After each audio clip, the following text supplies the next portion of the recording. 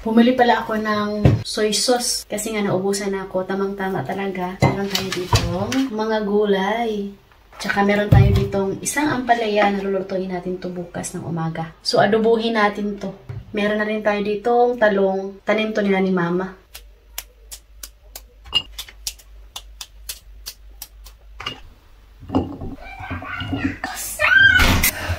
Mom! Si Katyusha, yung paborito niya is yung talong. Fried talong. This is my favorite, talong. Also buto. Hinugasan niya yung kamatis. What you want, eh? I don't like tomatoes. It's very...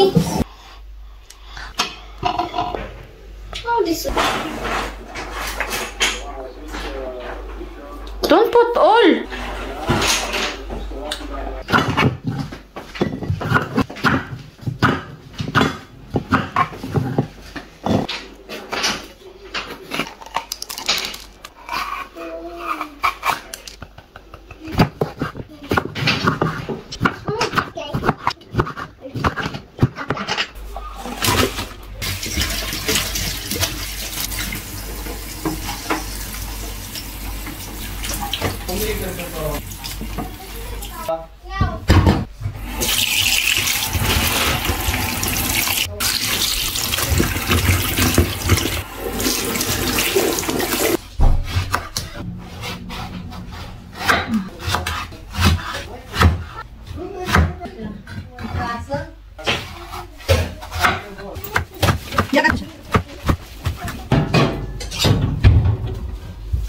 Oo nga pala guys, wala tayong onion na ha-harvestin this year kasi nga naubos na namin.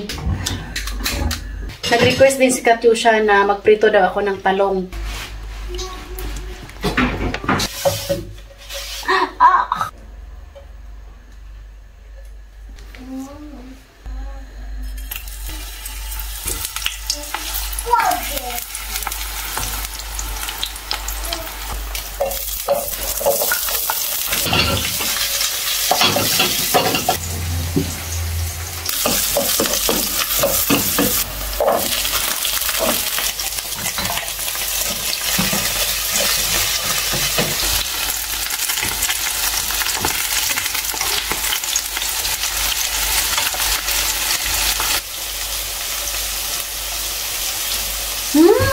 Same lang siya sa atin sa Pilipinas, guys.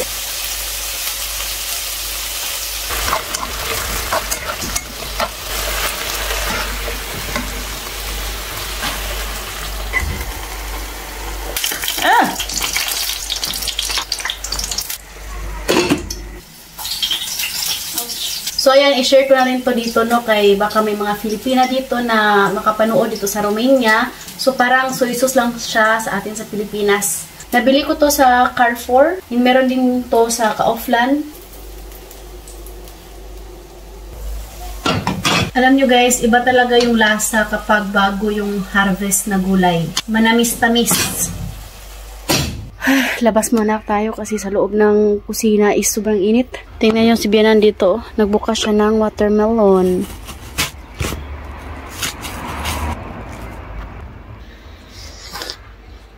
Alas 8:56 na pala dito ng gabi, no? Yung araw is palubog na.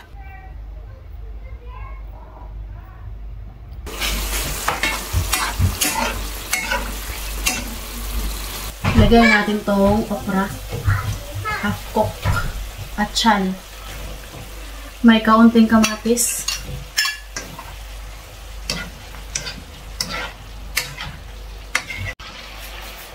Hey guys, I worked so hard to make this. Now, look, I can do. It's tiniping catch. Hello guys.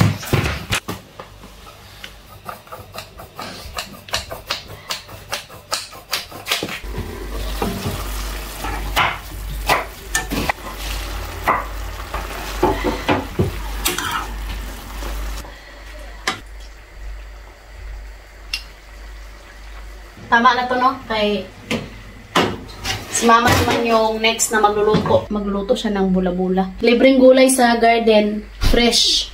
Walang spray. Hope you enjoy. Don't forget to like and subscribe our YouTube channel and Facebook page, The Petri Family. Bye! We love you all.